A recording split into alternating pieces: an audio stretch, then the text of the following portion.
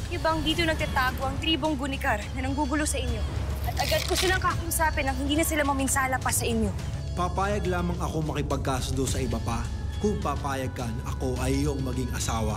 Ako? Nais mong maging asawa? Iyon lamang ang hihingin kong kapalit. Mga mahal kong napili, lilisanin na natin ang Lireo upang maglakbay patungo sa aking isla upang doon magsanay. Sasama ako sa'yo. Paano kita isasama hindi ka napili? Ay, baon kang bunga na kawati. Upang magamit ko sa tamang pagkakataon. Tila ngayon yun. Ang mga hadizan na yan ay magtatangkang humuli sa inyo. Ang layunin ninyo ay ang iwasang mabihag nila at makabalik dito ng ligtas. Sa sandaling tirik na ang araw nang walang ginagamit na anuman sandata o kapangyarihan. Handa na kami! Kung ganon, ay simulan nyo ng tumakbo at magtago. Gumamit ka ng kapangyarihan. Di ba bawal yun?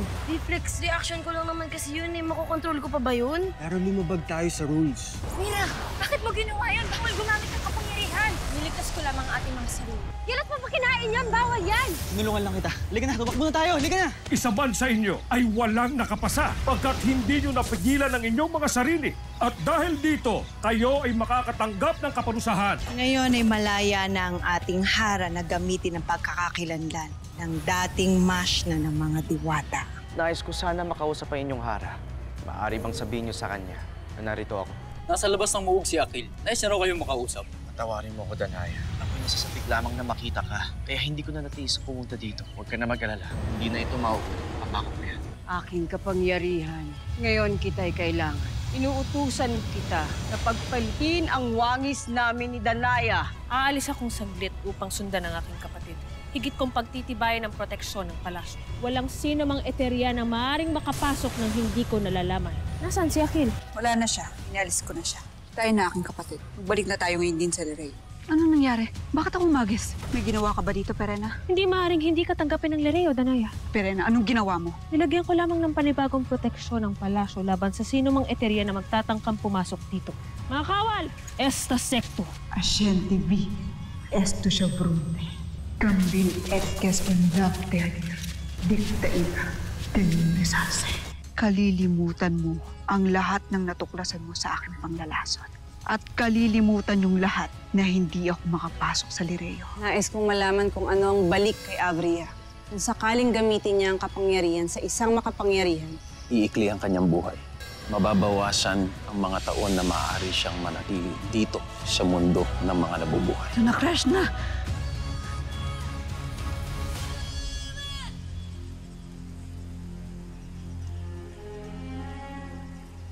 Anong nangyari? Bakit kami babagsak? Ay, anong nangyari sa Hindi ko rin alam kung ano ang mga naganap. Ngunit sabay-sabay lamang tayong bumagsak kanina at nawalan ng ulirat. Kasi hindi ko maunawa ang dahilan. Hindi ka ba nagtataka na ang isang nilalang na sobrang makapangyarihan na tulad ni Hara Avria ay natalo noong unang digmaan? Napaka makapangyarihan din kasi ng mga maharlik ang kinalaban nila. Kaya kahit na makapangyarihan din si Avria at ang mga Hiran, natalo sila noong digmaan na yun. Nilupig ng lubusan at ito ay isang paglulupig na sa tingin ko ay hinding-hindi nananaisin ni Avria na maulit sa kanya. Kaya Lilasari, sa palagay ko, magiging mas matalino, magiging mas maingat si Hara Avria sa pagharap sa mga diwata ng Encantadia.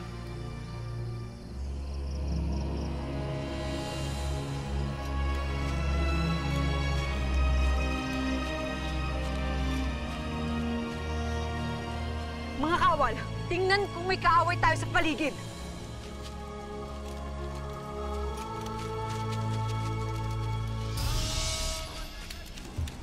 Hindi matapos-tapos ang ating suliranin. Dapat kasi hindi ka na lumabas pa upang kausapin si Akil. Kapahamakan lamang ay dudulot sa'yo ng taksil na yun. Bukod pa sa siyang nagpapahina sa'yo. Danaya, bilang iyong nakatatandang kapatid, makinig ka sa akin. Walang sino mang lalaki ang dapat sumira sa iyong katayuan bilang hara ng Lireo. Gusto ko ang iyong mga sinasabi. Isa kang ang tunay na matalinong diwata, Perena.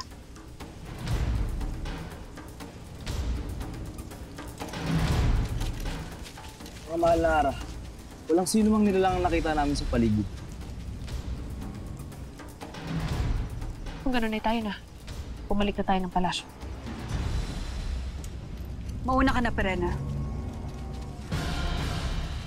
May kailangan pa akong patunguhan. Ngunit isinusumpa ko. Babalik agad ako dito.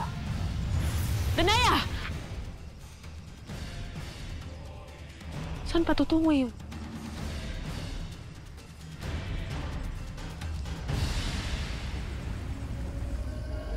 Kayang parusa ang bibigay sa atin ni Lolo Imo. Kaibilad tayo sa araw. Tapos gawin tayong daing. Manahimik ka, Lira. Ang inyong parusa, gamit ang mga baong yan, nais kong punuin nyo ng tubig ang tapayan. Kumuha kayo ng mga bao. Sige na.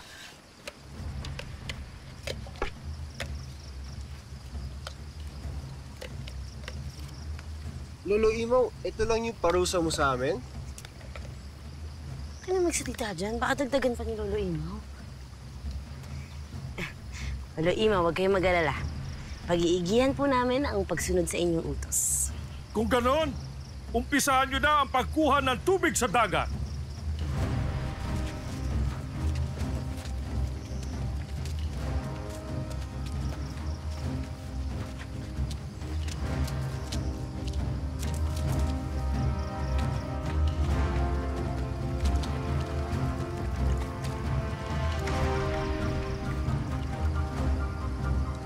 Lulong Imaw, bakit ganon? Akala ko may papahirapan natin sila. Ngunit, ang dali-dali niyan. Maski ako kaya kong punuin yan, ako lang mag-isa. Nagkakamali ka, Wantok.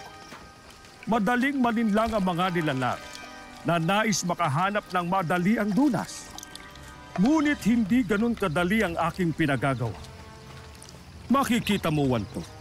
Makikita mo.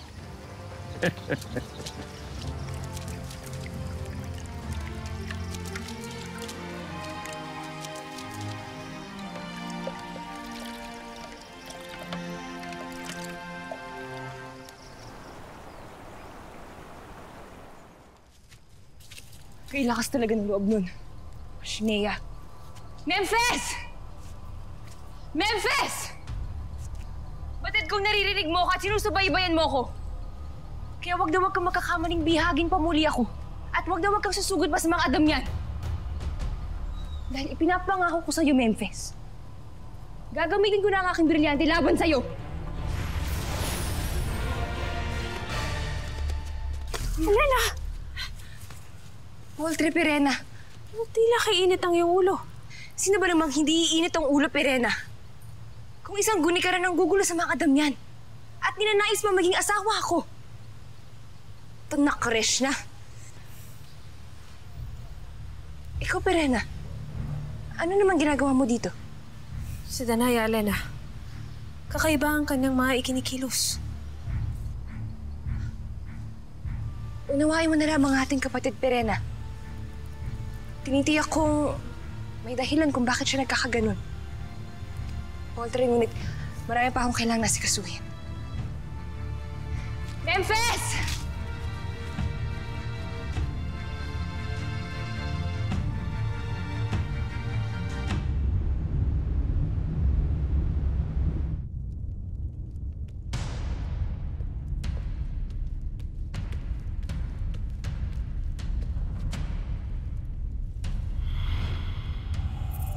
Avria, nabigo kang pumasok ng Lereo. Nila naglagay ng dagdag pananggalang ang mga diwata upang pangalagaan ng Lereo. Kaya nalapnos ang aking braso nang magtangka akong pumasok doon.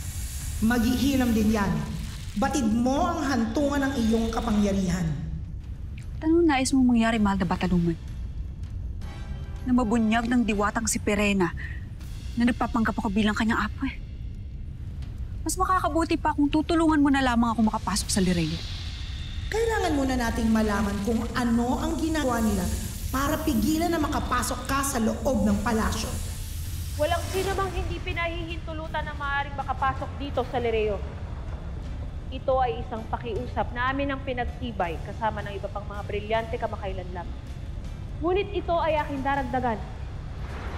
Walang sino mang eterya na maaaring makapasok ng hindi ko nalalaman. Batid mong hindi ko maaaring waksi ang kapangyarihang nagmula sa mga brilyante ni Emre. Ngunit, kung napakinggan mong mabuti ang sinabi ni Perena, maaaring makapasok ang isang eteryan kung ito ay nalalaman niya. Kung gayon, kailangan ko ng tulong ni na Andorra at ni Asphalt upang makapasok ako sa Lireo.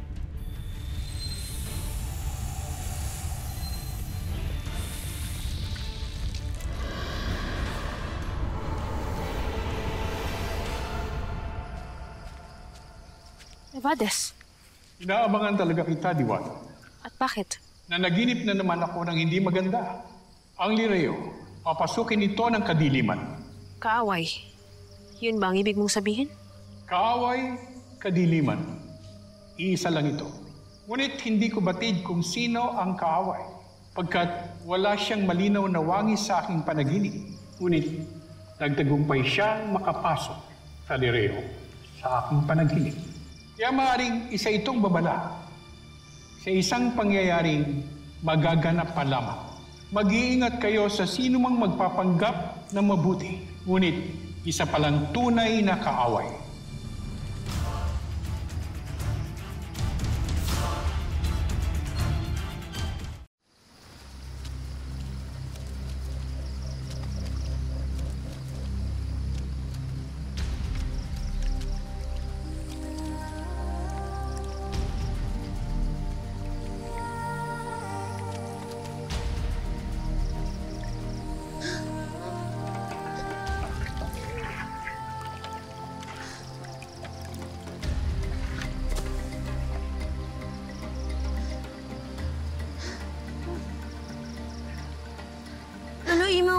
Wait a minute.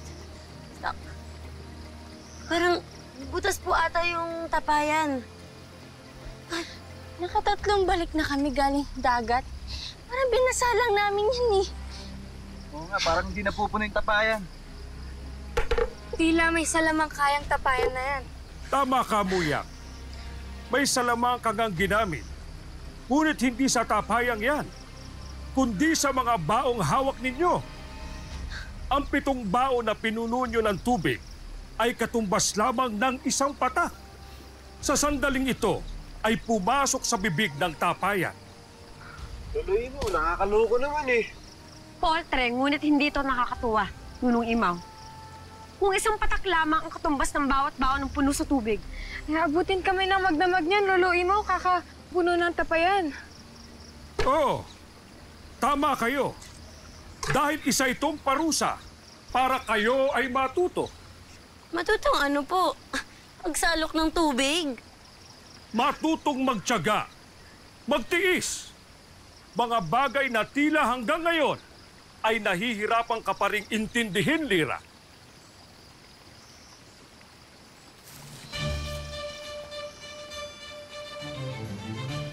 Lolo Ingaw, pwede po ba namin ilagay itong tapayan malapit sa dagat? Diba? Tulungan kita. Sige. Ang bigat! Subukan niyo. Hindi niyo mabubuhat yan. Maging ang tapayan na yan ay may salamangka.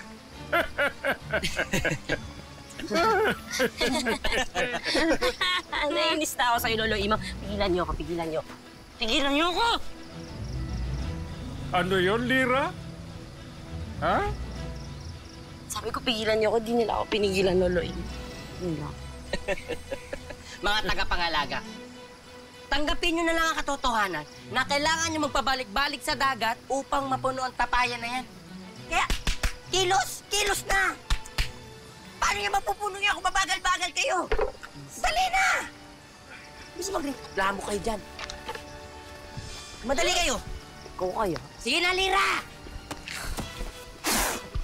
Nunong Imaw! Sinaktan ako! Nakita mo ba yun? Ha? Nunong Imaw! Hindi ko nakita. Bakit?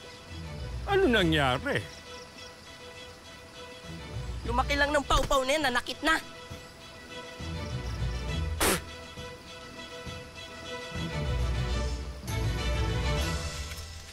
Hara, butit dumating ka. Kanya ka pa inaantay ng iyong ator. Anong ginagawa niyo rito? Upang iulat sa inyo na nagbalik na sa Hatoria ang mga Hator na nabihag sa Eteria. Ayon sa kanila, pinakawalan na raw sila sa utos ni Abria. Tila tumutupad sa usapan si Avria.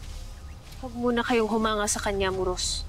Kakakausap ko lamang kay Evades kanina lamang at binalaan niya ako sa mga kaaway na nagpapanggap na mabuti. At nakatitiyak akong si Avria ang kanyang tinutukoy. Kaya kung lahat kayo ay naniniwala sa kanya, ako ay hindi. Lalo pat duda ako sa kanyang katapatan sa atin.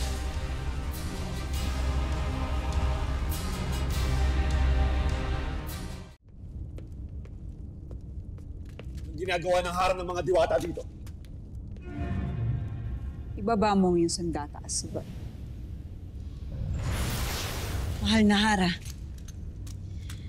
patawad ko na pagkamalang ka namin. Walang anuman. Nagawa niyo na ba aking pinag-uutos? Nakaalis na dito sa palasyo lahat ng binihag ng Ukbo. Ang anak ni Amaro. Hindi na siya suliranin. At hindi na rin malalaman ni Amaro ang ating ginawa. Mabuti. Pagkat ngayon ay kailangan ko ang inyong tulong upang tuluyan ako makapasok sa palasyo ng Lireo bilang kanilang Hara. Nang sa ganun, masimulan ko na ang pagpapabagsak sa mga kasumpasumpang mga diwata.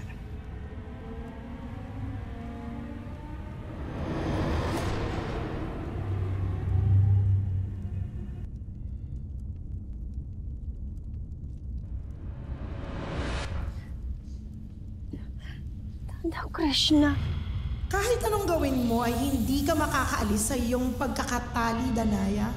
Lalo't iyan ay may salamang ka upang tiyakin na hindi ka na makakawala yan. Yes, sir. Sinasabi ko na nga ba eh. Ikaw na naman ang pasimuno nito. Kailangan namin gawin to, Danaya, upang hindi ka maging hadlang kay Avria sa kanyang mga plano. Kay Avria? Ang ibig mo sabihin, hindi totoo ang pakikipagkasundo niya sa amin? Na isang palabas lang ang pakikipagkaibigan niya? Hindi kayo magtatagumpay. Loveshka, pakawalan mo ako dito! Sakali mang makakawala, kung halimbawa makakawala ka, paano mo paniniwalain ang lahat na ikaw nga ang Hara ng mga diwata?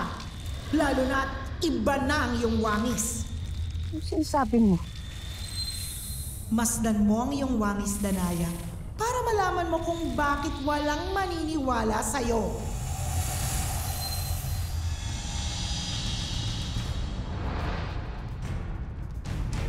Hindi pa mo ang aking wangis? Pagkat ang tunay na Avria ay patungo na ngayon sa Lireo, Danaya, upang isagawa na ang pagpapabagsak sa inyong mga diwata.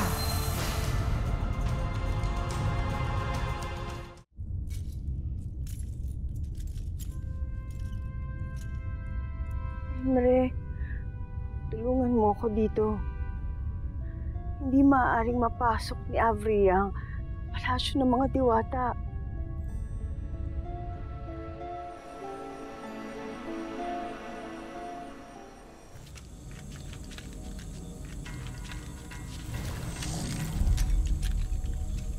Ano't kinailangan pa kitang sunduin, Hara Danaya? Sapagkat may salamang kang bumabalot dito sa Lireo. At sa hindi ko mawaring dahilan na hindi makapasok ang ating panauhin. Hindi isang panauhin ang iyong kasama, kundi isang ahas na hindi dapat agad pagkatiwalaan. Alam kong wala kang tiwala sa kanya, Perena. Ngunit napatunayan ko pagpapatotoo ni Avria sa kanyang pangako na pakawalan ng mga bihag. Hindi lamang ang mga bandido ang kanyang pinakawalan, kundi pati na rin ang lahat ng kanyang mga bihag, kasama ng iyong mga hator. Nakarating nga sa akin ang ulat tungkol sa mga hator na nagbalik na sa aking kaharian. Kaya pinasama sa akin ni Avria ang isa sa kanyang mga mashna, upang si Andorra mismo ang magsuko ng mga bihag na wala nang tutuluyan. Pakitaan rin natin sila ng kabutihan. Inuutusan kita. Tatanggalin mo ang proteksyon na ito. Papapasukin natin si Andorra sa ating palasyo bilang ating panauhin.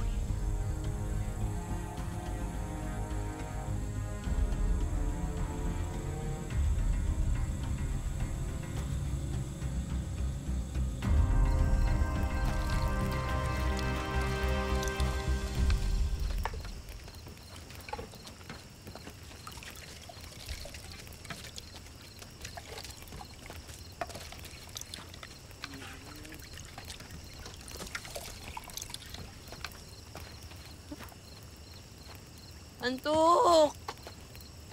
Pagod na ako. Tinan mo, oh. Pagod na kami. Ewan ko na. Lira, mga tagapangalaga, walang sinabi si Nunong Imo na pwede kayo magpahinga. Kaya ano pang ginagawa ninyo? Tayo! Hala, sige, tuloy pagsalok! Dali na! Bueno, Veshka! Kung ikaw kaya magsalak ng paulit-ulit. Luna, minahon ka.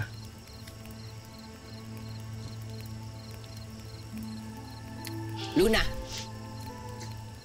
napag-utusan na ako dito. Kaya huwag kayong magagalit sa akin. Ngayon, kung ayaw gawin yung parusa sa inyo, bahala kayo! Ano? Susumbong mo kami? Bumalik ka, Wantok! Luna. Tama si Gilas. Hindi mo na kailangan magalit kay Wantok. Kasalanan natin kung bakit tayo kinailangan parusahan. Kasalanan mo? Kasalanan ni Gilas? Ni Lira? Kaya lang naman gumamit ng salamaka sa pagsubo kanina. Bakit pati kami kailangan parusahan ng Cassiopeia? Luna, sa ayaw at sa gusto natin, naging kasabot rin tayo. Hindi tayo naging tapat sa sinaunang diwata. Ano naman kung hindi tayo nagtapat? Hindi ba't mas mahalaga na nagkaisa tayo? Oo nga. Alam mo, turo ka dyan. Lira, hindi ganyan ang tinuro ko sa'yo noon, ha? At Luna, naniniwala ako na may magandang dahilan si Mata at si Nunong Imaw kung bakit nila ginagawa tong parusa sa atin. Parusa na kinain na ng isang buong araw. Hindi ko alam kung bakit gusto nung maging tagapangalaga eh. Ngunit iisa lang ang dahilan ko. Nais ko lamang ipaghiganti ang aking nanang at iligtas ang mga kalahi naming Gilas. Hindi ko ginustong sumama sa kalokohang pagsasanay na ito. Kaya ayoko na. Sumusuko na ako.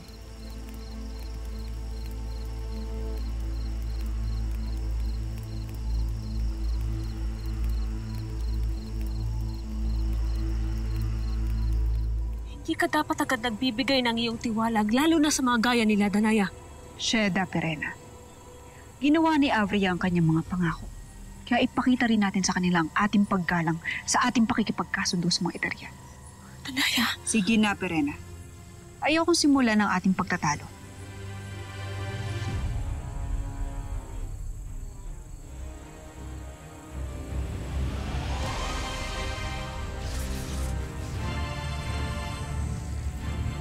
Aking brilyante, tanggalin mo ang pananggalang na ginawa ko para sa Lireo.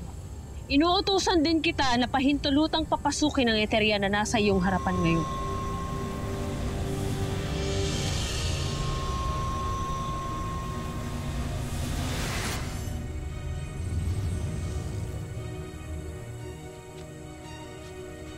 Andorra, mga bandido, pumasok na kayo sa loob.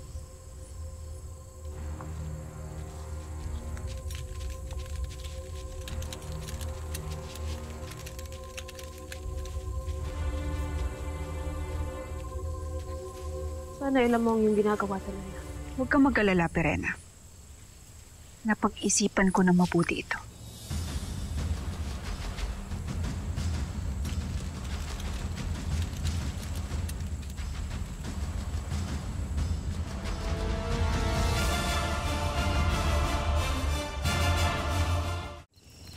Luna!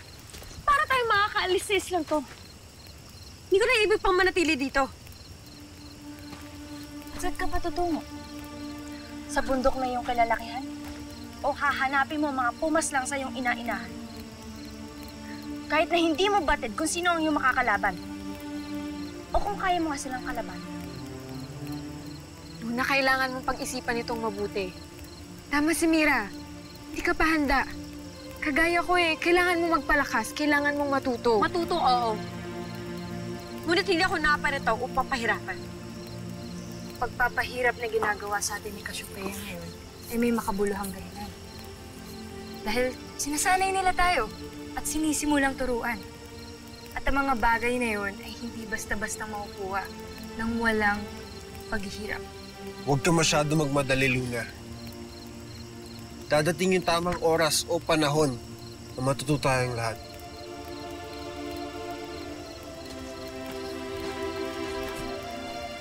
Masasabi ko ba si Iftren ng nanaw ko na maghintay na makamtan at tarungan? Gilas, handa ka ba maghintay upang makita ang iyong ina? At ang mga kasama natin? Hindi. Ngunit hindi natin kaya lumaban sa sino mang kaaway. Kahit makaalis man tayo dito. Kaya kung ikaw makaalis, magpapaiwan ako dito.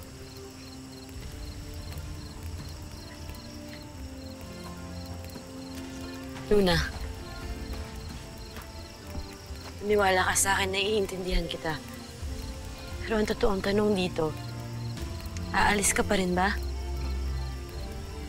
Sana naman na hindi na. Kaya nais ko rin sana na sama-sama tayong makapasa sa pagsubok at pagsanay ni Cassiopeia. Para higit tayo maging malakas sa tanda. Sa sandaling sama-sama na rin tayo makaalis dito. Mga tama si Mira. Sumasang-ayon ako. Korak. Kaya Luna, huwag tayo malis dito.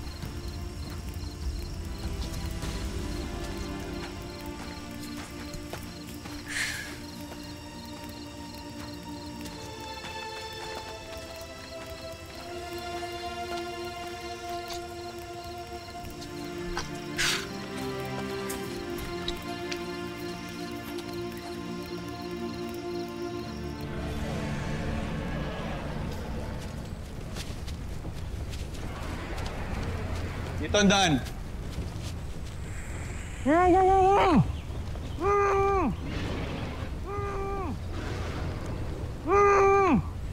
Daanin niyo yun. Dali!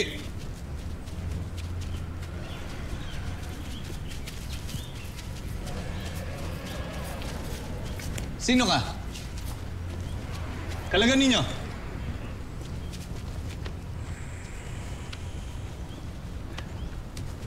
Bisala Eshma. Ngunit, hindi mo ba ako naaalala? Wala kami naaalala. Simulan na bihag kami ng mga taga-Eteria. At simulan na pasailalim kami sa kanilang harang. Sino nagtali sa'yo dyan? Si Asval at si Andorra. Mga kapanalig ni Hara Avria.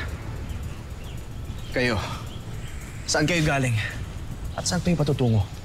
Mga dating bihag kami ng Eteria. Ngunit ngayon malaya na. Malaya? Oo. Kaya kami patungo ngayon ng Lireo. Dahil napag-alaman namin na nandun ang aming kasamang si Azulan at ang aking mapapangasawa. Lireo. Mali ang inyong daan. Hayaan niyo tulungan ko kayong pumunta ng Lireo pagkat doon din ako patungo upang iulat sa reyna ng mga diwata kung anong ginawa sa akin ng mga Eterian. Sumama kayo sa akin.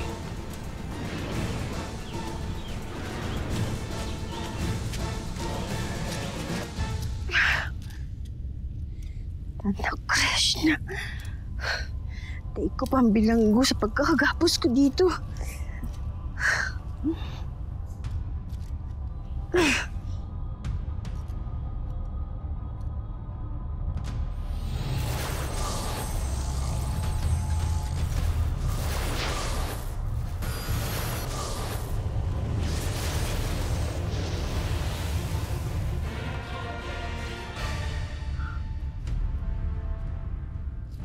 Brilyante ng lupa, hindi man kita dala ngayon.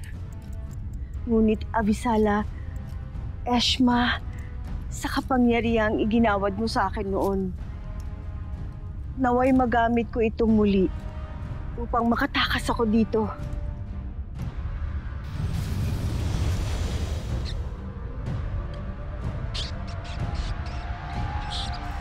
Sa wakas, ang huling patak.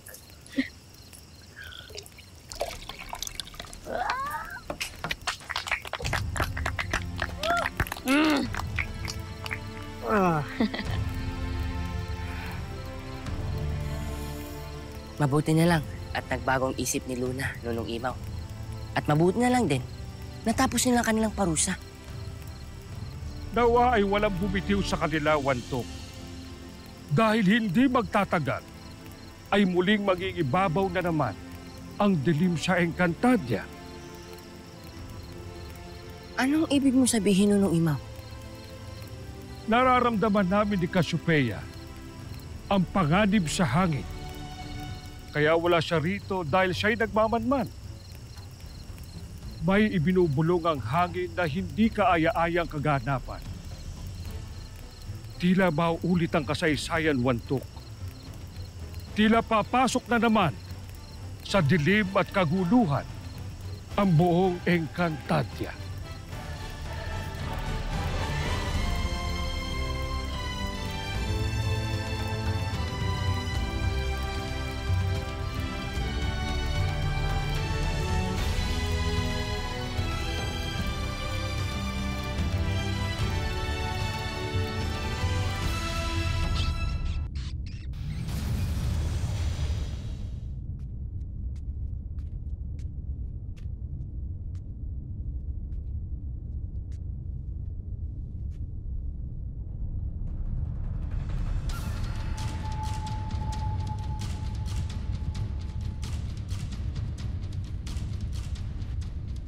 Krishna, mukha ng kaaway.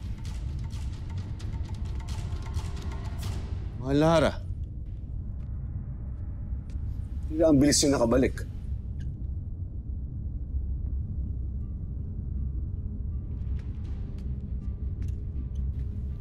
Nagtagumpay ba kayo ni Andorra sa inyong balak? Aming balak? Oo, nagtagumpay kami. Kung iyong mamarapatin, nais ko na magpahinga. Di dyan ang daan patungo sa iyong silid. Danaya.